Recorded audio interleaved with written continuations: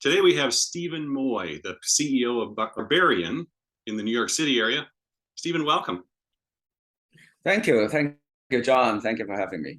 Oh yeah, Barbarian is a I don't know anybody know Barbarian actually over 20 years old. Came out from Boston, Massachusetts.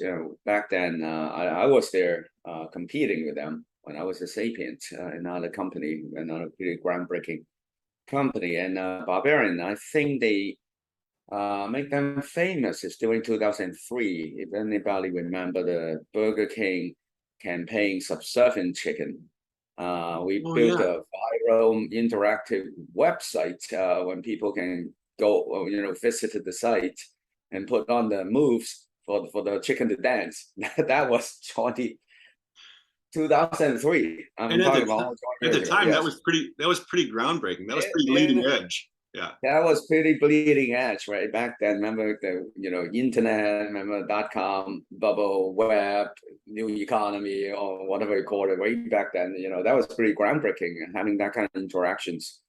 We of course the engineering team like map out probably over thousands moves. So of course the chicken not live now. You can get on YouTube or TikTok or Instagram do live. Right now you could dance live against a chicken. Yeah, exactly. No problem.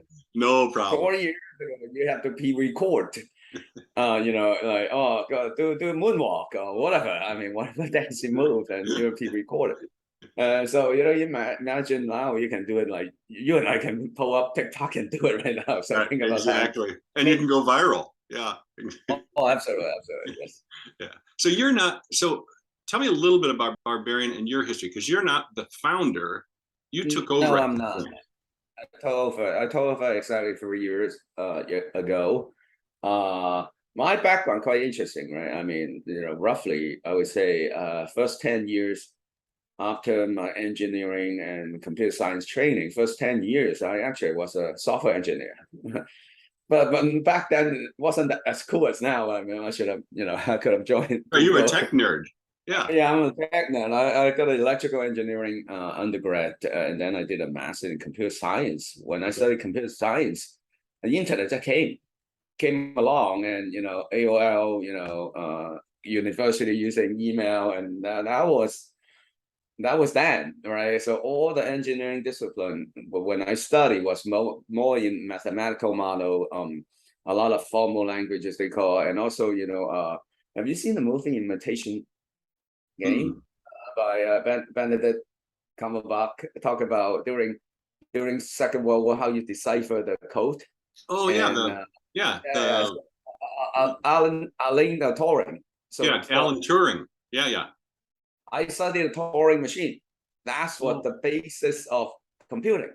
How the machine actually kind of the basis of everything, and that was what we studied in school. I'm talking about in the 90s. Right. The Turing machine is a fundamental of any computer science that we study. So of course, I cannot claim I'm as cool as today, like a lot of engineers, joining Tesla or all those higher value companies. But also by chance, I joined Sapient after that journey as a software engineer, knowing how to build internet. I built my first credit card transaction in 1997 for a publishing company back then, but pretty cool, right? Some fun way people can pay online. 1997. So let me get this straight. You were there for the dancing chicken and the first credit card transaction. Yes. So seeing a lot of AOL, a lot of those changes. Yeah, exactly. And then internet, right? And I think my most definitive moment for my career was I joined Sapient right before 2000, I think 1999. Also, I got my MBA by then. I'm always curious learning guy, like so. Sure. At night. So you joined Sapiens as a techie or as a CEO? As a techie, I was a director of technology back then. Meaning, because everything we do has a technology component to it, right? Absolutely. Like back end, how you integrate your e-commerce engine into your order fulfillment engine, provisioning. So I still remember my first big assignment was Nextel. we're building nextel.com. Back then, the telco company, now the Sprint now, but back then, right, you have the proficient selling, the walkie-talkie. That was fun. That was fun. Led like a couple hundred people to build it. So I was always technology first, and also focus on delivery, meaning completing the project, like very complicated project, and that the client hires. So that was a pretty game-changing moment. Learn a lot about creativity, learn a lot about managing a P&L, learn about working with a client. I mean, they all have different needs. Yeah. And there was never no right and wrong answer, John, right? Like they have a project, they have a walkout, and their politics, they have things they could not do, they have things they could do. Right. So of course, it's not like working with a startup, you just have a blank canvas, but especially bigger the company, more, I would say, more bureaucracy you have to deal with, right? Helping them to be successful. And more politics too. Especially that's the part I learned the most, how you innovate even within the four walls. Let's fast forward to Barbarian. Why were you hired? 3 years ago, you were hired as CEO. Why were you hired at that point? Yeah, so back then there was they looking for Shell, which is our holding companies, acquired Barbarian 10 years ago. And then ever since they acquired Barbarian, before my time, the other co-founding member left, just a lot of different dynamic going on, and they couldn't reposition Barbarian in the market that focusing on technology and creativity. I was recruited when I was at RGA, which is another iconic digital agency. I was a CTO, Chief Technology Officer, with them for over 2.5 years. And a recruiter contacted me and mentioning, oh, they're looking for someone like you. Because before I was a CTO at RGA, I also was a CEO for another digital agency overseas in London. So I have some CEO experiences. I have some managing a P&L experiences, and I have a long history in the digital marketing and digital transformation. So when I got recruited, I got many offers. Barbarian is one of them. I could have joined some other agency, and then I decided, interesting. I think that's an opportunity, because I do believe in the market today, which prove I'm correct. We require nimbler, faster, and also focusing on fast transformation for our client. So I redesigned a Barbarian in a way. I want to be fast with craftsmanship, and also I want to price appropriately, so our client can explore and experiment transformation without like, not everything got to cost you $10 million, right? And that doesn't make sense, well. So I designed a company that way, and then good news is, fortunately, we've been quite growing and successful for the last 3 years. I'm curious, how do you define or measure either growth or scaling? Because people do it differently. Well, we do the, we have the traditional way, right? The top line revenue, profit. Yeah, gross revenue is an obvious one. And that's important, right, for everybody. You need profit to invest. So those are the two key indicator. And also I measure how do we map to our corporate strategy. Because when I talk about Barbarian, it was, I would say, more a digital marketing campaign agency, meaning doing only one thing. Okay, let me create a campaign for you and help you launch it. And I chose to, with working with the leadership team and design a little bit more full service, because our client is more than one campaign, and you don't want to be a long-lasting brand. You require maybe some digital ecosystem planning, like, oh, do I enter TikTok? How do I connect everything together so I can reach the new audience, the young audience in TikTok, and drive them to, my retailer or my .com, so I can transact and create a relationship with you. From there, then to launching a campaign, it's important, right? It's the sea of sameness. Everybody have similar product. Like, how can you compete and differentiate yourself? We do that. How about the strategy, the digital strategy behind it? Not only one campaign, you need maybe, evergreen or always on conversation like today's world. More like always on. It's not more than just Super Bowl campaign and then you're gone. But people forgot about you, right? So those are the thinking we have to build out. So we look at as an ecosystem. So we build up our organization, create the services to help our client at every single stage of their transformation. So I will measure also the revenue mix, we created this new offering. Are we successfully to position helping our client using those services? So I started looking on my revenue mix. It's important to me because if you, like for example, you're so good at digital campaign when I talk about the shop, but probably you see over index there. I would love to see, are we moving our organization, pivoting our organization in a certain way? So we look at revenue mix is one of the key measures. We also look at turnover and also billability, utilization. Those are important, right? Turnover, everybody dealing with it. The great resignation. Yeah. Why people leaving us? Why people staying with us? So we chose to focus on people staying with us. So we focus on investing into our people. So we also have programs, KPIs, measuring, hey, are people happy? Why are they staying with us? Things like that. So that's a hard metrics and soft metrics, if you will. Hard metric is the classic P&L, right? Top line, bottom line, margin, right. you know. Do you set up the retention efforts to force, not force is the wrong word. Is it a forcing function to have people opt in more fully or opt out because they say, I don't really want to do this? Do you set it up that way so that they're at choice instead of, here's the difference. These days we're seeing a lot of companies that are banking on what I call an employee experience company. Let's just provide everything and coddle them. And what I'm seeing is a lot of people take what they can get, and then when they get bored, they say, I found a different, better employee experience, and they just leave. And there's no investing. I'm curious, what's the commitment or what's the invitation from your side that has them opt in and say, this is a place I could really pursue mastery, perhaps, or, you know, I'm not really that interested. Yeah, we are learning, still learning. We had set up certain way, like to your point, especially during COVID and during the Great Resignation. Right. Year. We basically almost to the point, like whatever the employee want, we throw at it. Like, right. We've been working, you and I have probably working for many decades, and never seen anything like that. Like I have people resign. It's not about money. They just say, I'm burnt out, or I want to spend more time with my family.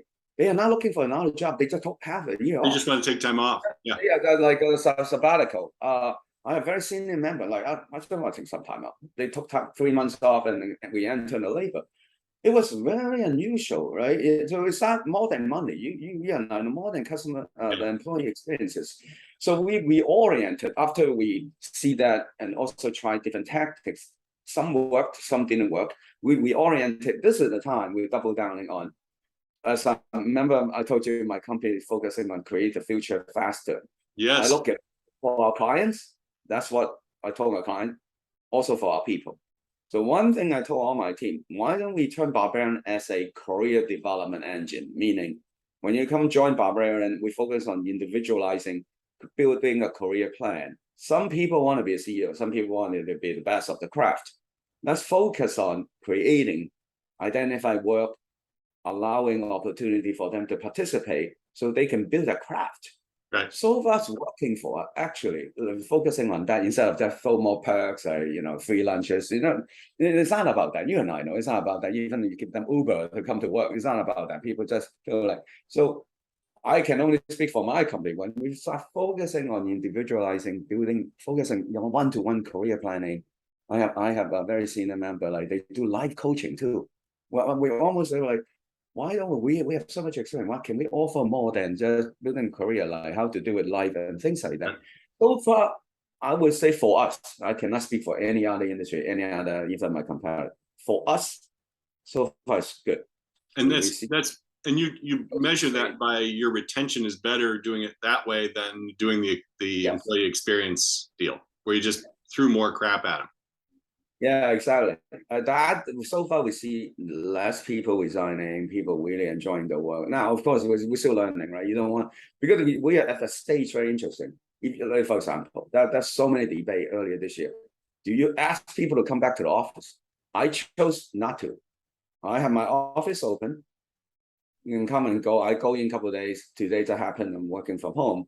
Naturally, people will show up like yesterday and 2 days ago. Like you see a bunch of people that are coming in. They want to meet their colleague. They're working. But interesting, I saw not my company because I never did that. in my industry, when they earlier this year, right, March, April, well, we open, everybody come back. People left. Yeah. You remember the financial service even more brutal. They said, I hire you to come to work. Remember some banking, people started leaving, and then they stop. My opinion, the most let's emphasize, right? Like you could get a little bit more flexible because the most blatant was because they published the whole email on the internet was Elon Musk saying, get your ass back here and you're required to be here at least 40 hours a week. And really, we work an 80-hour week. He didn't say we work an 80-hour week, but he said you better be here at least 40. It was like, wow. So we are in a very interesting stage. Like I think the long story, I believe the new work spaces will be a little bit more hybrid because I look at productivity when we were completely virtual or now we are more hybrid. We have not dropped productivity, meaning we see we over deliver a lot of projects. We look at the timesheet, people booking a lot of hours. So it's my opinion, it's to contrary to a lot of people believe you have to go to the office to improve productivity, which is not. Now, one thing still limiting, of course, we still try to balancing it. How we maintain that water cooler conversation, where we're a little old school, use water cooler conversation. We got a lot of creativity. When I was in the office, right, before COVID, a lot of ideas walk by my CFO and say, hey, what do you think about that idea? You know, you still missing kind of that. And we try to strike the right balance. So we are thinking about 1 day a week. Like I'm going to go in every Wednesday with my executive team. I see other department may schedule around it, like either come in or they come in Tuesday, that's the team meeting. That's a better model. How do you celebrate what I call micro wins, which are the things when you pass by somebody's desk and say, hey, I heard you got the such and such contract accepted. Good job. It's not a big announcement. You don't tell the whole company, but it's the stuff that happened on a day-to-day basis. And it happened because people were in close proximity to each other. How do you celebrate those smaller wins that are not momentous, but add up and connect people? Yeah, great question. So we have a couple main platform of communications, right? We use Slack. Yeah. So we are very Slack-oriented company. Email has become more secondary. Like because Slack, you got that whole real-timeness and more broadcast, or because if you look at asynchronous model, like an email is an asynchronous tool, right? But at one point, remember during our life, like not too long ago, like you reading email, answering email, everything. Now it become a secondary. We use Slack, so a lot of micro moment. We have a general public Slack for all employees, including freelancer. We would communicate that way. We do weekly. We have a happy hour on Thursday. Try to maintain that, in person or get togetherness. So we have Zoom, but sometimes we have people in the office and dial into the happy hour. Every Thursday we have a different topic. We have one of our employees or a guest. Like talk about like a few months ago, we had Chuck D from Public Enemies. Oh, sure. Good Chuck D. Yeah, we invited him. He came in, talk about NFT and also talk about like creation, right? These guys like creating. So we have guests like that. Last week we have someone show you how to bake an apple pie, right? So that's a humanize and getting together. We do have a monthly town hall. Like last night, we hosted a town hall every last Thursday of the month. We celebrate, we do announcement, we celebrate birthday, and like for example, yesterday we talk about what we've seen. We went to Kent. Finally they reopened after a pandemic, right? Kent is a big deal for creativity. It's a festival celebrating creative work around the world. So I have my most senior guy, my chief creative officer, and also with chief strategy officer. They presented how we digest all the information, what are relevant to us. So those are important trends, right? So our people, when they say, "Oh, okay," wow, this from what I heard from Steven, like for example, I told that the people, the most surprising at Can Lions is two companies to me. Amazon and TikTok. They came from almost from nowhere 3 years ago. Now they're number 3 and number 4 advertising platform in the world. Yeah. Number 1 is still Google. Number 2 is Meta. Meta still owns Instagram, WhatsApp, and Facebook. Yep. Those two have lion's share, but number 3 is Amazon now. Because how a lot of product search is not starting from Google. People open Amazon app and look for product. Yeah, they do. Yep. Yeah. So they reach $33 billion. Wow. advertising spend. TikTok even crazier, 11 billion. Because now people looking for product, the younger generation, they actually open TikTok to look for product. My wife is on TikTok. She does unbelievable. She's a physician, and she does everything on TikTok because that's where her audience is. Yeah. Exactly. And then now if you there's a lot of study, right? TikTok become the fourth platform with active user over 1.5 billion people. Think about that, right? And then average viewership 2 to 3 hours a day. Yeah, she's on it all the time just because she enjoys it. She just watches, you know. So can you imagine why Netflix is not enough with renewal subscriber people watching TikTok? Yeah. So with that was like the key learnings, right? And also how guy and company should we invest? So we already see a lot of projects from a client on TikTok. So we're very actively involved in TikTok content creation. How about Amazon? All the CPG company asking me, Stephen, what do you think? They all need to somehow sell through Amazon. Completely new platform. Think about it. Instead of like, you know, building your own or complementing your own. So those are the key trends, not only helping me to guide the company what's the next investment, but having that information with our team so they are aware, oh wow, that's why we're working on TikTok. It's the fourth most important advertising platform. Got the reach to right. So a lot of that. So we do that. So we still combining a lot of different technique. Understand. Listen to people like, hey, is that working? And some people love to come in like for the town hall because we got a lot of catering. Like that's the only time we brought in some crazy food. Like we brought in some Chinese food because I told them, oh, you should try Chinese food. So we have some dumplings yesterday, and that was fun. So you know, I'm not suggesting this could work for any company. So tell me about your biggest, your most painful lesson learned, and what was the tuition you had to pay to learn it in terms of scaling or ramping up growth? Well, I think with all the academic or professional training led up to COVID, I think 2020 is a very, I would say, the craziest learning experience that I have ever had. There was no model for it. We didn't know what to. Nobody knew what to do. I remember the COVID isolation didn't help, and then you have all the social unrest, right? Even more impacting our culture. Remember BLM and variety. Yeah, all that was happening at the same time. All that, all hitting at the same time. Remember like 2 years ago. I remember like we every week I need to have like all hands session talk about how to deal with like BLM, like George Floyd, the ruling, right, of that decision from our government or from the court, and you need to talk about it because we didn't know. So one thing I learned the most is finally I admitted, to myself, because it used to be the first time I was a CEO, everybody expects the CEO knows everything. Sure. No, I thought. You and I talk about finally I have to acknowledge and admit it. I really don't have the answer. And actually that turned out to be quite receptive response that I don't know. I really don't know. A lot of people ask me, well, how should we respond? I really don't know. No one knows.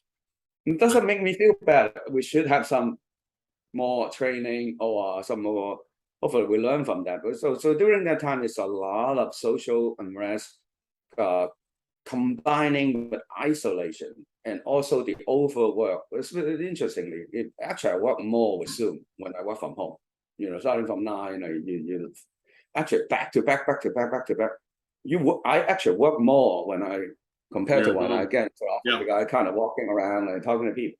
So how you balance all that, right, and the stress level when before vaccination? Remember that time? That was a time we don't.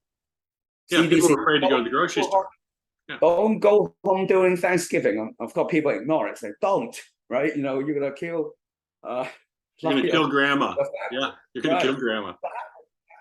I know a lot of people left the company because of that burnout. Like, really, I cannot deal with this.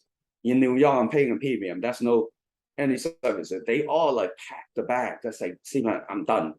They moved to like, you heard story, like Colorado, Denver, or more more little bit more relaxed area.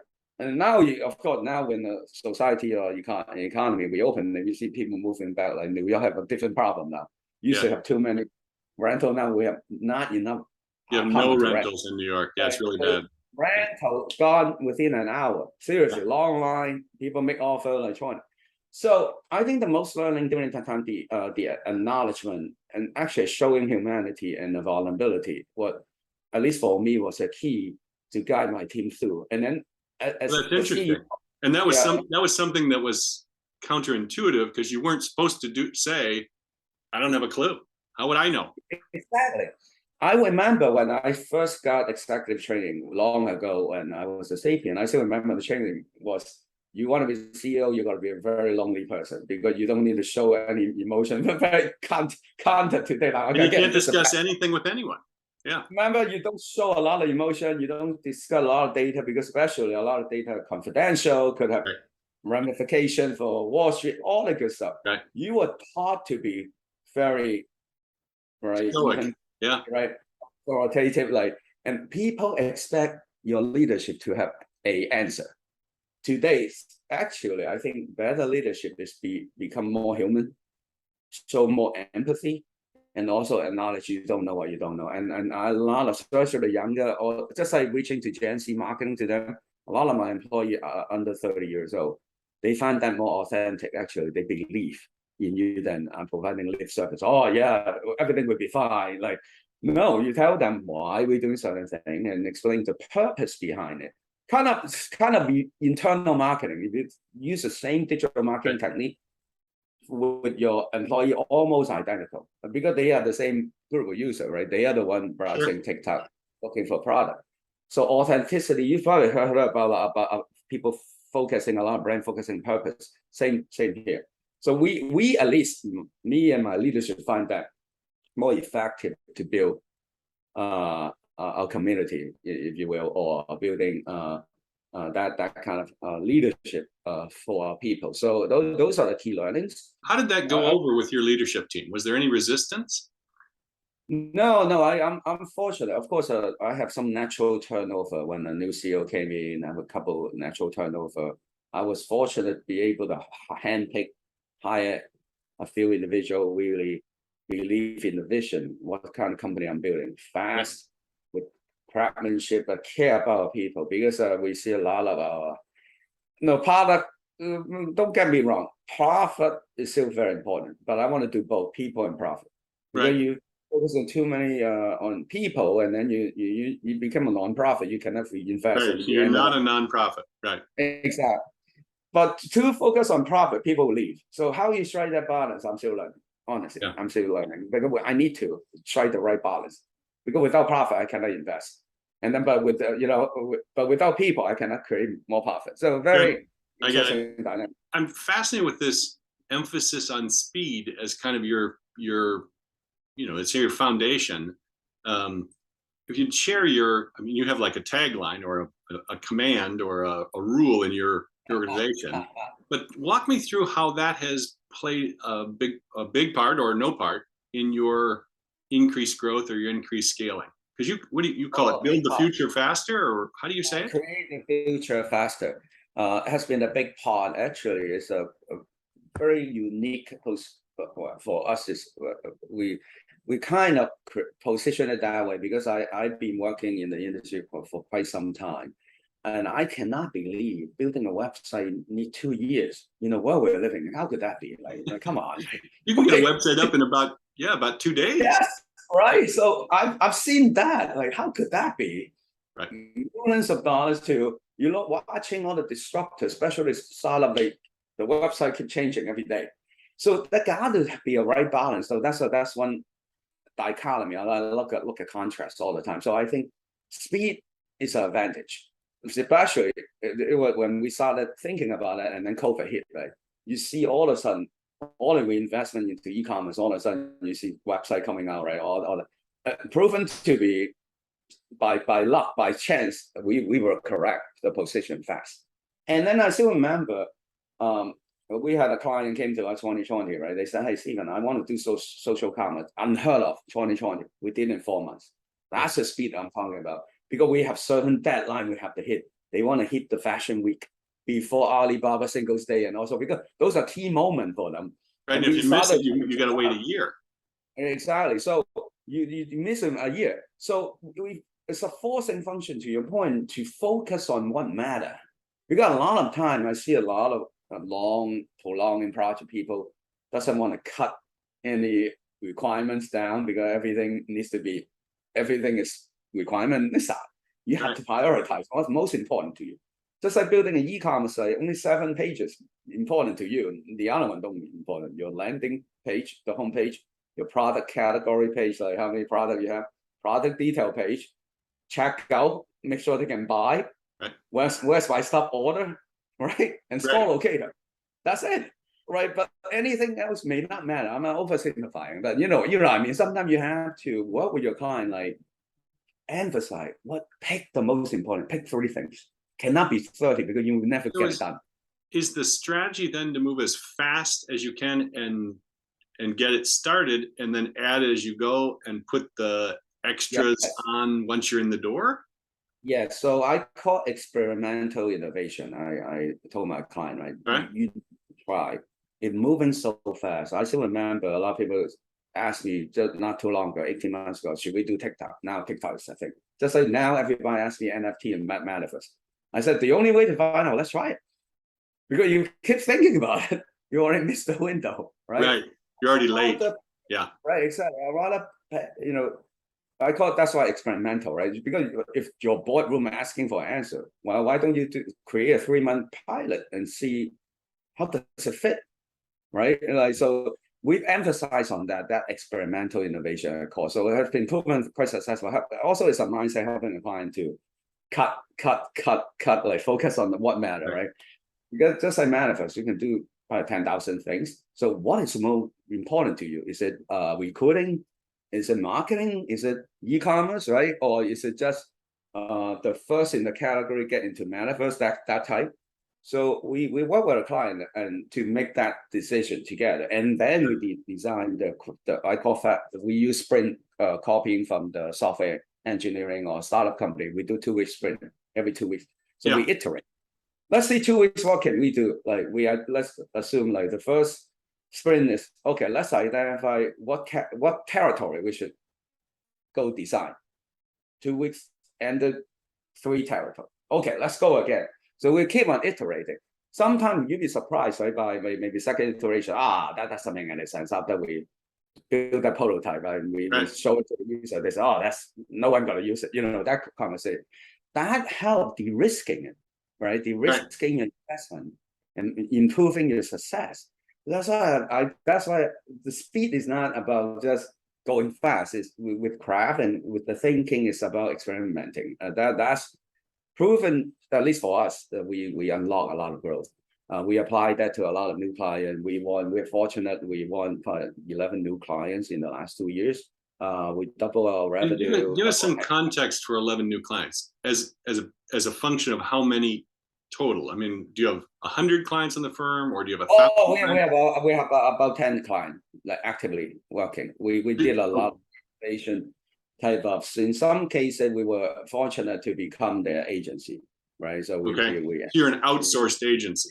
Yeah, and in some cases, say, oh wow, I really need to launch a product.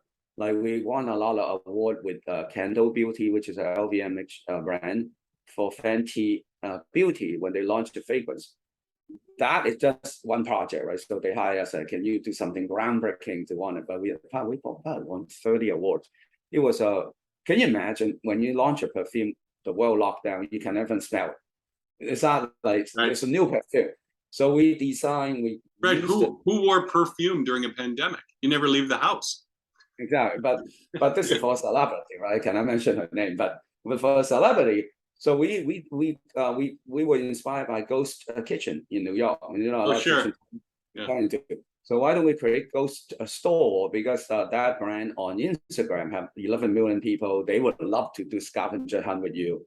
That's how every day we activate. If you follow us, you go to the microsite we build, and then the store open in Paris. Next day the store open in LA. And then every day we show different content by the creator, the celebrity creator, talk about how she create the perfume. And then people actually sold out in a minute.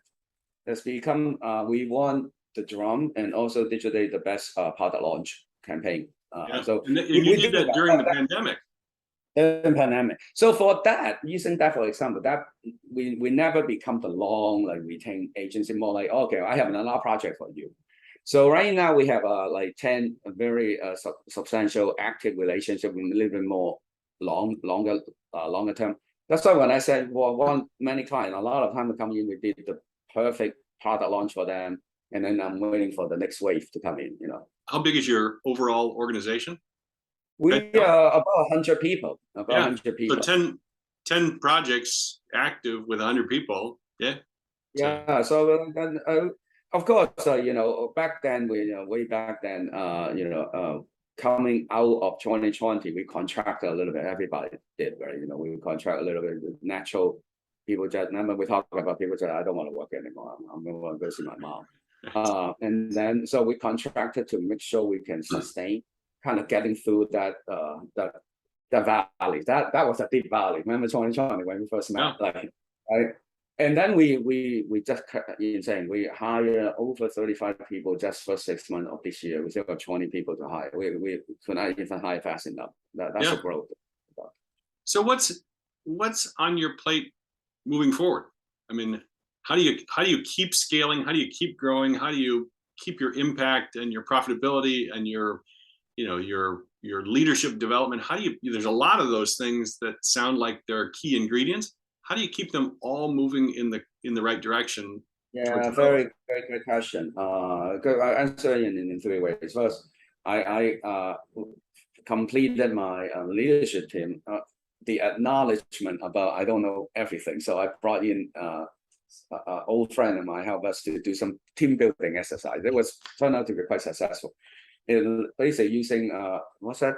Yale University or Wharton, I forgot, one of those positive index instead of Myers-Briggs. So positivity index. Yeah. Yes. So we just completed the exercise, and it's because I have half of my leadership team are less than a year old.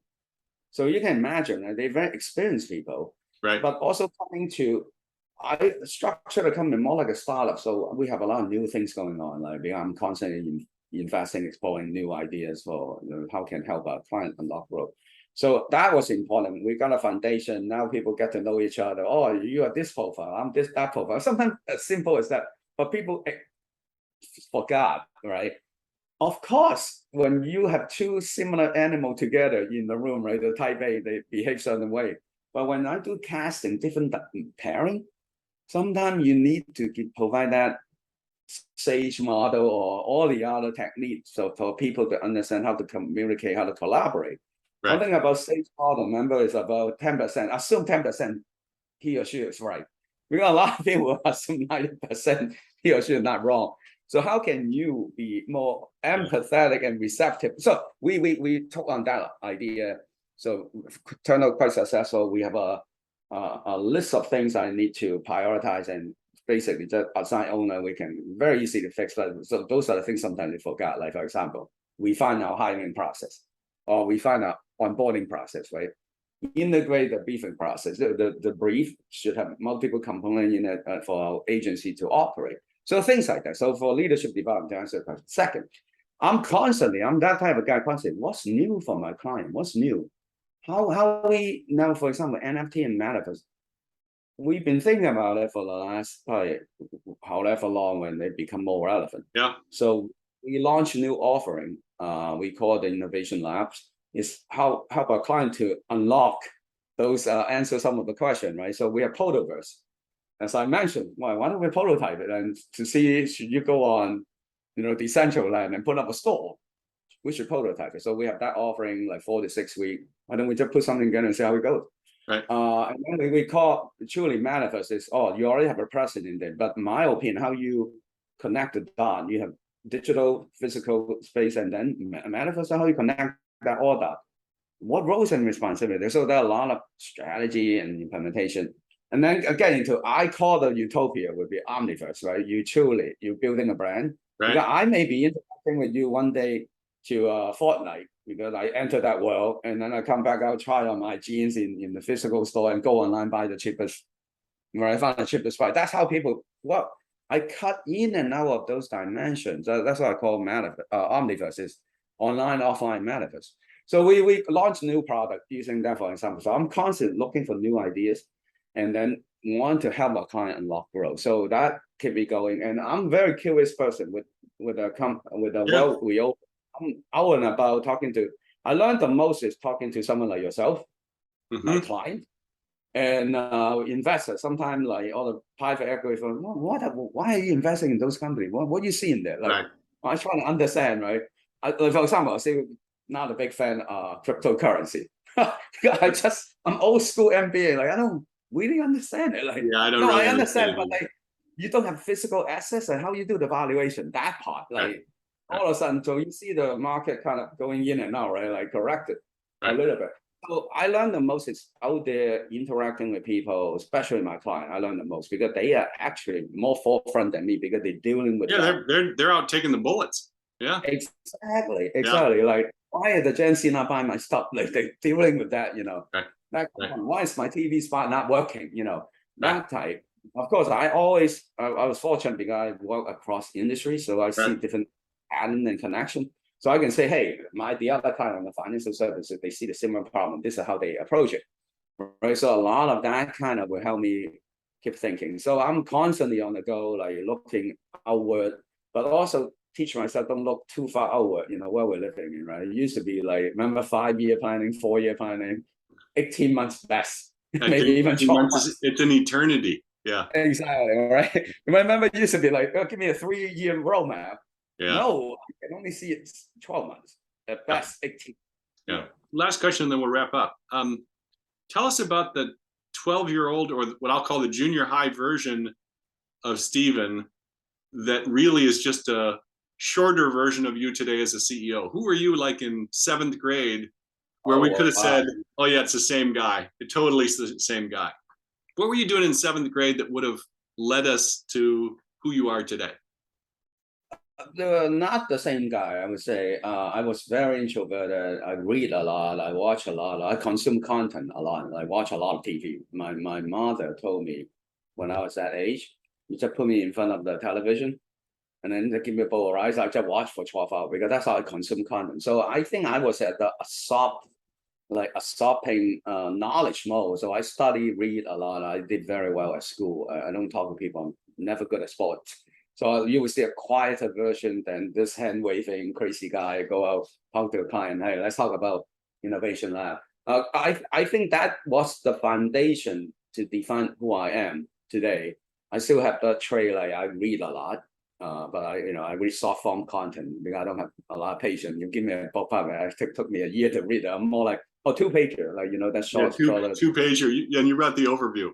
All right, exactly. Like, boom, boom, boom. Okay, TikTok. That's why those help, right? Very exact. I can got a problem. I like to see pattern and connection between things. That's I always looking for somehow unconsciously. Maybe that's how I was brought up and trained. So you will see a quieter version, very introverted, kind of nerd.